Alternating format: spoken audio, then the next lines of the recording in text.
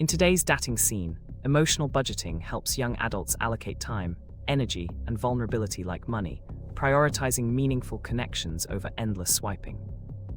Radical honesty becomes currency, with clear boundaries and transparent intentions reducing misreads. Asynchronous chats reshape attachment, delays sparking anxiety but offering space for reflection. Decision fatigue blooms amid options, so choices align with values rather than impulse. When missteps occur, a quick repair, acknowledgement, and a concrete plan forward safeguards connection.